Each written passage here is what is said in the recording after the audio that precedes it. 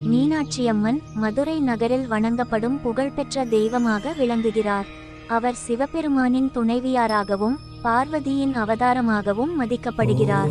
மதுரை மீனாட்சியம்மன் கோவில் தன்னை சுற்றியுள்ள ஆன்மீக மரபுகள் மற்றும் கலை நுணுக்கங்களால் உலக புகழ் பெற்றது. மீனாட்சியம்மனின் வரலாறு பெரும்பாலும் சங்க காலத்தில் தொடங்கியது என்று கூறப்படுகிறது. மக்களுக்கு அருள் வழங்கும் தெய்வமாக வணங்கப்படும் மீனாட்சியம்மன் திருமால், விஷ்ணு மற்றும் மாலின் பார்வதி உத்தரவின் பேரில் பூமியில் அவதரித்ததாக கூறப்படுகிறது. மீனாட்சி நீண்ட இளமையான கண்களை கொண்டதால் மீனாட்சி என்ற பெயர் வழங்கப்பட்டது.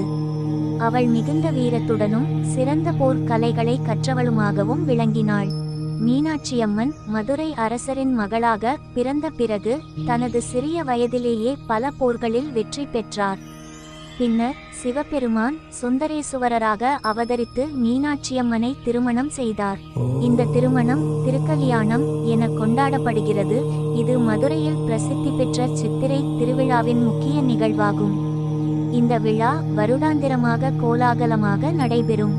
மீனாட்சியம்மன் சக்தி, மாசற்ற அழகு மற்றும் தெய்வீக ஆற்றலின் அடையாளமாக கருதப்படுகிறார். அவள் சாந்தவரூபியாகவும் தனது பக்தர்களுக்கு எல்லா நன்மைகளையும் தரக்கூடியவளாகவும் வணங்கப்படுகிறாள். இவரை வணங்குவதன் மூலம் திருமண வாழ்க்கை வளமாக அமையும், சுகத்தை அடைவார்கள் என்பதில் பக்தர்கள் நம்பிக்கை கொண்டுள்ளனர். மதுரை மீனாட்சியம்மன் கோவில் உலகின் மிகப்பெரிய கோவில்களுள் ஒன்றாகவும் கட்டிடக்கலை மற்றும் சால முடியடிய ஒரு கண்காட்சி என்றும் பேசப்படுகிறது. கல்லால் அமைக்கப்பட்ட மண்டபங்கள், சுவர்கள் மற்றும் கோபுரங்கள் மிகுந்த கலை நயத்துடன் வடிவமைக்கப்பட்டுள்ளன. மீனாட்சியம்மன் கோவில் மட்டும் இல்லாமல் அவரின் சக்தியும் வரலாறும் தமிழக மக்களிடையே ஆழமான பக்தி, மரியாதையை உருவாக்கியுள்ளது.